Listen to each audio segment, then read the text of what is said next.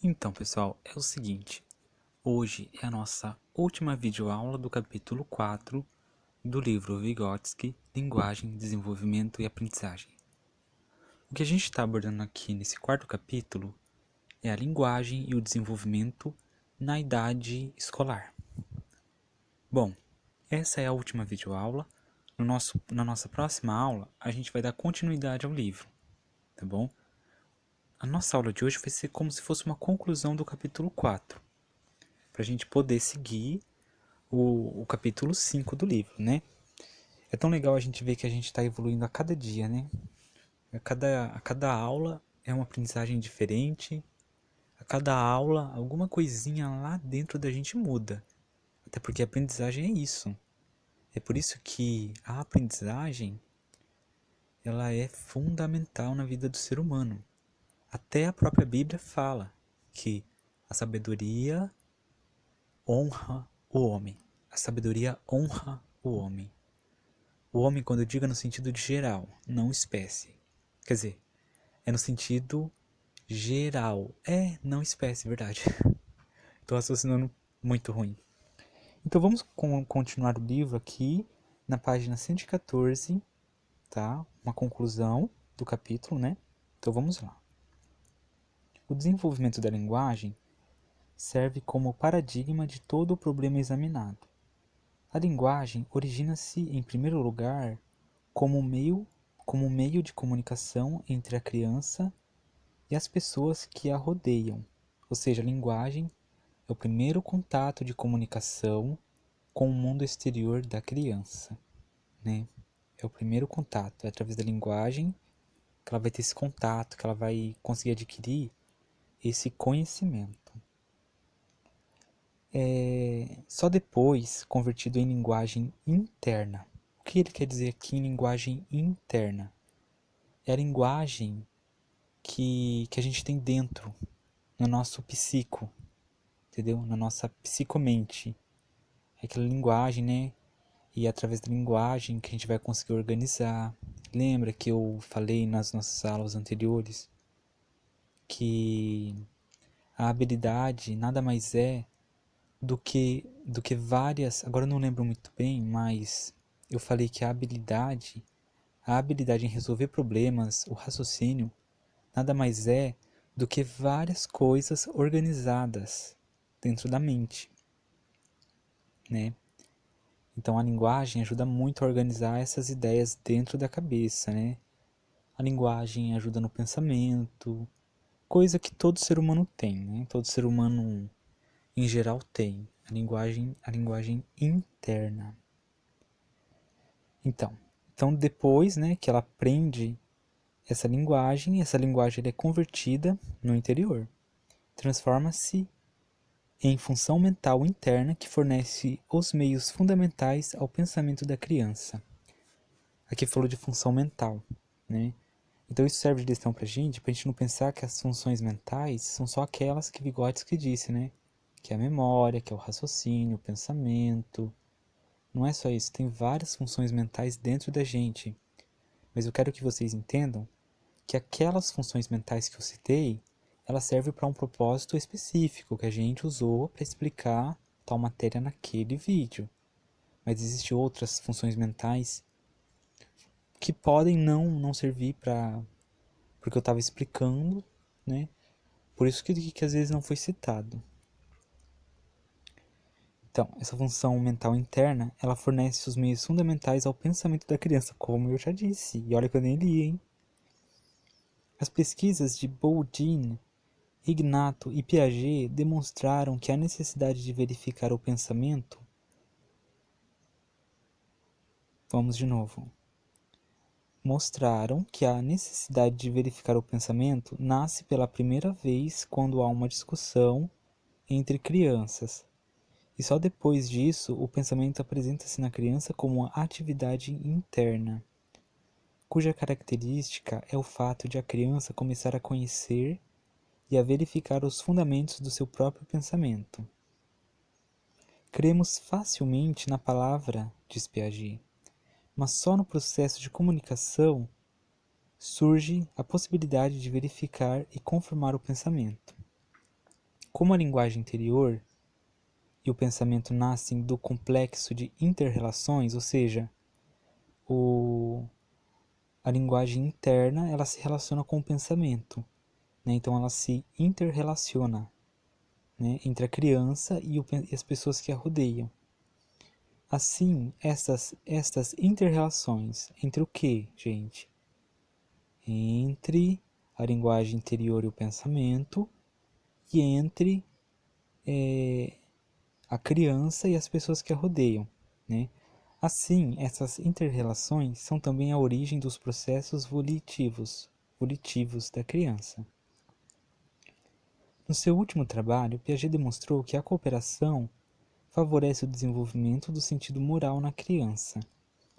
Pesquisas precedentes estabeleceram que a capacidade da criança para controlar o seu próprio comportamento surge antes de tudo no jogo coletivo, e que só depois se desenvolve com força interna o controle voluntário do comportamento. É como foi falado, né?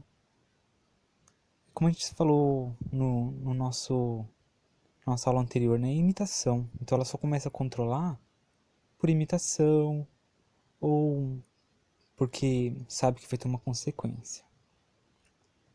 Os exemplos diferentes que apresentamos aqui indicam um esquema de regulação geral no desenvolvimento das funções psicointelectuais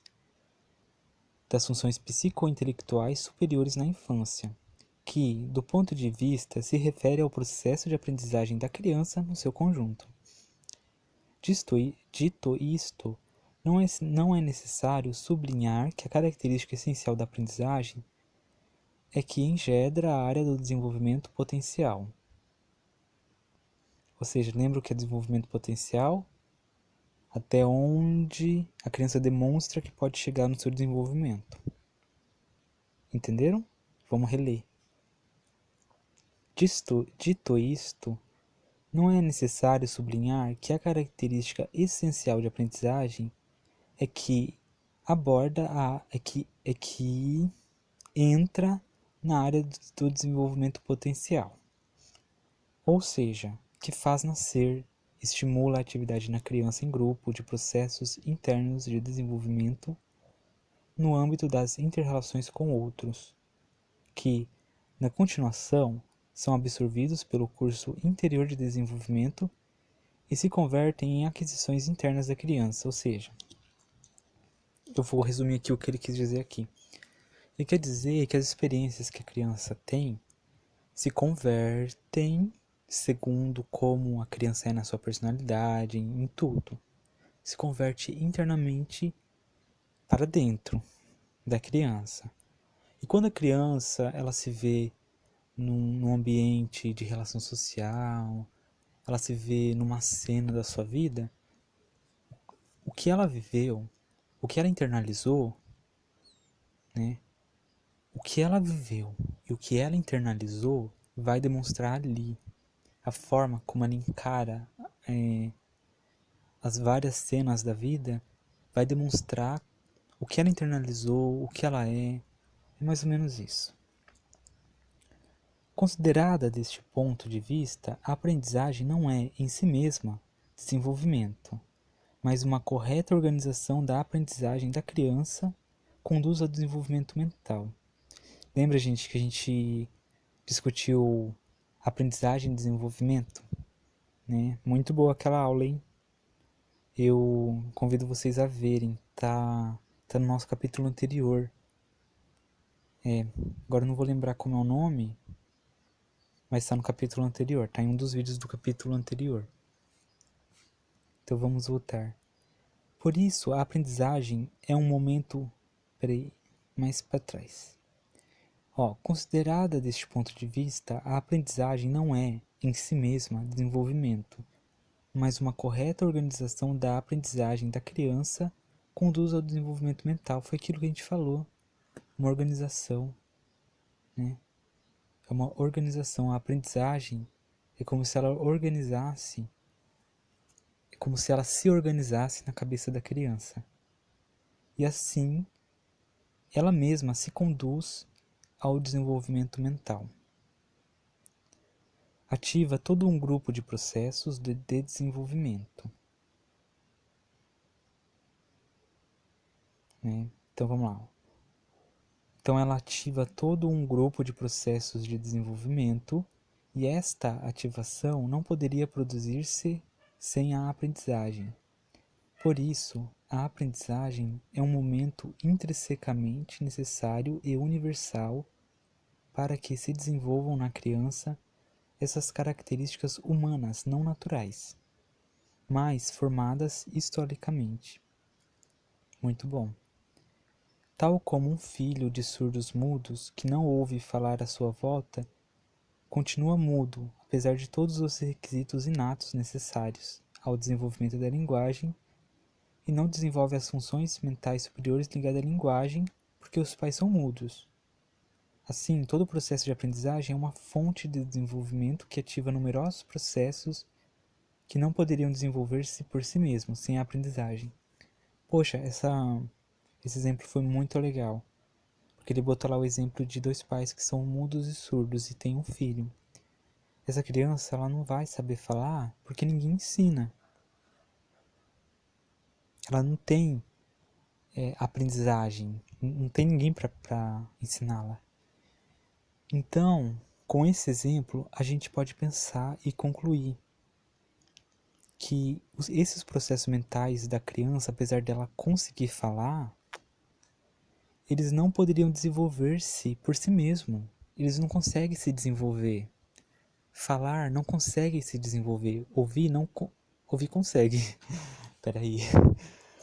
Ouvir consegue porque já é uma coisa natural, né? Mas falar não consegue. Por quê? Não tem ninguém para ensinar. Então disso a gente tira o quê? Que o falar não poderia se desenvolver porque não tem aprendizagem. Então a aprendizagem realmente ela ajuda em vários pontos do desenvolvimento humano. O papel da aprendizagem como fonte de desenvolvimento, zona de desenvolvimento potencial, que eu já estou cansado de falar para vocês o que é, pode ilustrar-se ainda mais comparando-se os processos de aprendizagem da criança e do adulto. Até agora atribuiu-se pouco relevo às diferenças entre a aprendizagem da criança e a do adulto. Os adultos, como bem sabe, dispõem de uma grande capacidade de aprendizagem. Pesquisas experimentais recentes contradizem a afirmação de James de que os adultos não podem adquirir conceitos novos depois de 25 anos. Poxa vida, hein? Nada a ver. Claro que pode, até um velhinho aprende. E James falava que não podia obter coisas novas? Ah, não. É covardia. Mas até agora não se descreveu adequadamente o que diferencia de forma substancial a aprendizagem do adulto da aprendizagem da criança. Resumindo, ele não conseguiu provar. À luz das teorias de Thorndike, James e outros a que se aludiu antes, teorias que reduzem o processo de aprendizagem à formação de hábitos, não pode haver diferença essencial entre a aprendizagem do adulto e da criança. A afirmação é superficial. Segundo esta concepção, o mecanismo caracteriza a formação de hábitos tanto no adulto como na criança. No primeiro, o processo ocorre mais veloz e facilmente do que na segunda, e reside ali toda a diferença. Coloca-se um problema. O que diferencia aprender a escrever à máquina e andar de bicicleta e jogar tênis em idade adulta? Do processo que se dá na idade escolar, quando se aprendem a língua escrita, a aritmética e as ciências naturais. Cremos que a diferença essencial consiste nas diversas relações destas aprendizagens, que o processo de desenvolvimento. Peraí, vamos ler de novo que eu não entendi? Cremos que a diferença essencial consiste nas diversas relações dessas aprendizagens com o processo de desenvolvimento. É verdade. Faz sentido, porque o adulto ele já se desenvolveu, né? Já tem uma cabeça desenvolvida, né? Consegue aprender, mas tem uma cabeça desenvolvida. Já a criança não, já a criança está passando por uma longa fase de desenvolvimento, é muita coisa nova, é tudo novo. No adulto não, no adulto não é tão novo, né? O processo de aprender a escrever... Peraí que eu me perdi. Aprender a usar uma máquina de escrever significa, na realidade, estabelecer um certo número de hábitos que, por si sós, não alteram absolutamente as características psicointelectuais do homem.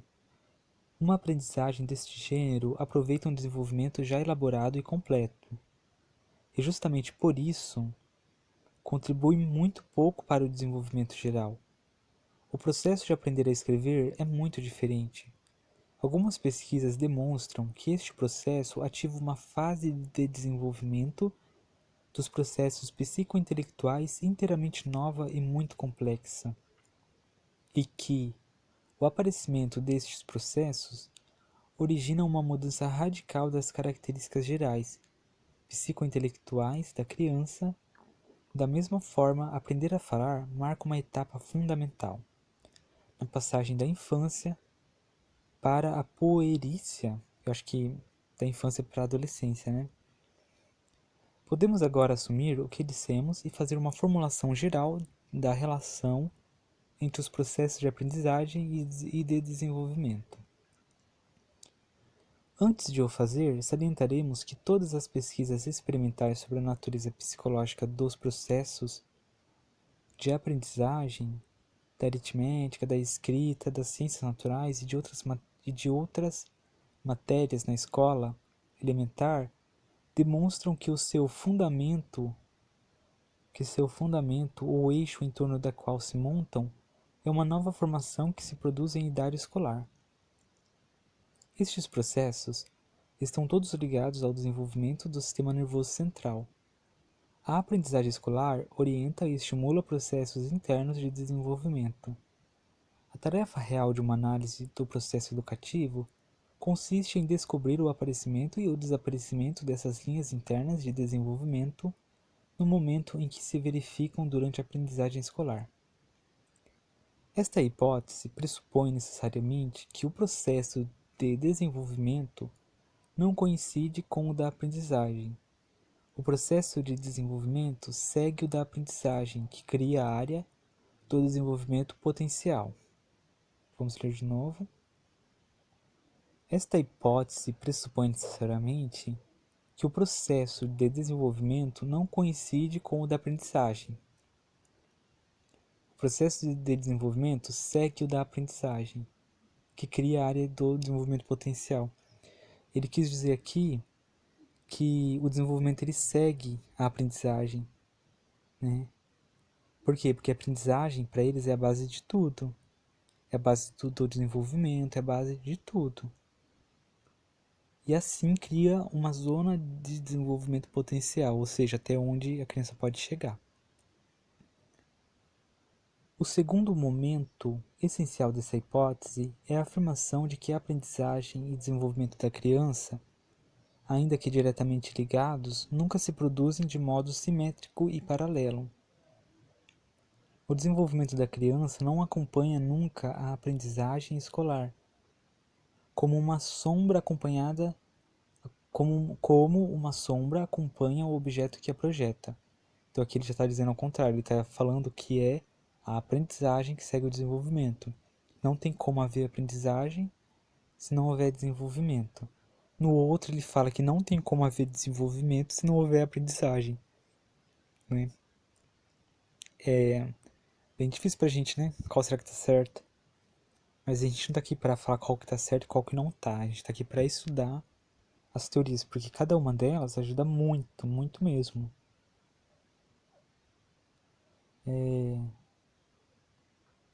Os testes que comprovam os progressos escolares não podem, portanto, refletir o curso real do desenvolvimento da criança.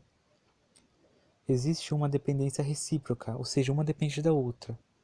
Não é nenhuma nem outra, uma depende da outra. Extremamente complexa e dinâmica entre os processos de desenvolvimento e o da aprendizagem.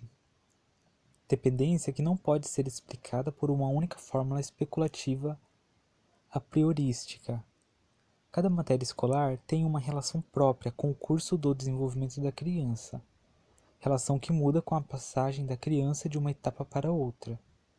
Isto obriga a reexaminar todo o problema das disciplinas formais, ou seja, do papel e da importância de cada matéria no posterior desenvolvimento psicointelectual geral da criança. Semelhante questão não pode esquematizar-se numa fórmula única, mas permite compreender melhor quão vasto são os objetivos de uma pesquisa experimental, extensiva e variada. Encerramos este capítulo, tá bom? Nós encerramos o capítulo 4, Linguagem e Desenvolvimento na idade escolar. Na nossa próxima aula, a gente vai começar o capítulo 5, Os princípios psicológicos da brincadeira pré-escolar. É um assunto que eu me interesso muito, é um assunto muito interessante, muito mesmo. Nossa, a gente já tá indo no capítulo 5, né? Poxa vida, aí sim, né? Gente, muito obrigado pela companhia de vocês, eu agradeço de coração, tá? Que a gente possa sempre estar adquirindo mais conhecimento, mais conhecimento.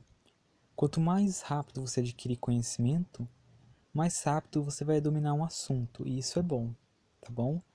Bom, eu fico por aqui, não deixem de ver minha música, tá? Vou lembrar, é um cover, tá bom? E sou muito grato por tudo. Muito obrigado e até o próximo vídeo. Tchau!